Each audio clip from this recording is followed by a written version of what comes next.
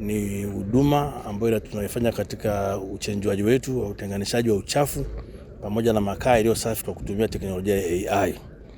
Tumefeed katika mitambo ya kisasa taarifa zote za msingi za kiwango ambazo zinahitajika kwa ajili ya mkaa ulio safi.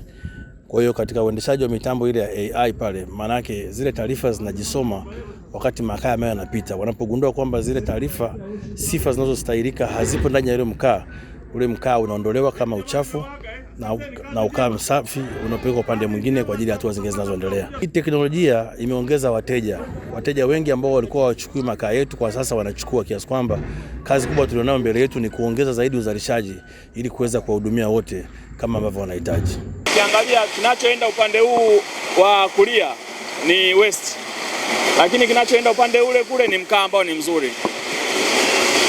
Kwa hiyo hii ni teknolojia, na kwa Tanzania inawezekana sisi ndo wa kwanza kuwa na teknolojia aina hii.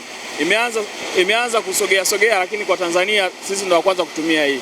Kwa hiyo kwa kutumia teknolojia hii ni moja ya vitu ambavyo tumefanya kuimprove quality. Kwa hiyo na taarifa tulizopata ni kwamba kwa kweli mkaa wetu unapendwa na soko ni kubwa. Kwa hiyo naombe sana Watanzania ambao wanahitaji mkaa wetu. Mkaa wetu ni bora kwa sababu hauna sulfur. Na wale ambao wamesoma chemistry, unajua ukizungumzia sulfur ikichanganyikana na maji na hewa inafanya sulfuric acid ambayo ni acid.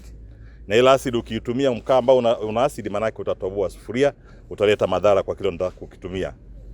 Kwa hiyo kimsingi ni kwamba mgodi wetu unaendelea vizuri, na sisi bodi baadaye tutaona tutatoa maelekezo gani, lakini cha msingi ni kwamba management inafanya kazi nzuri, na sisi tuhakikishie Watanzania kwamba na sisi bodi ambao tumepewa wajibu wa kusimamia management tutahakikisha kwamba mgodi huu utazalisha zaidi.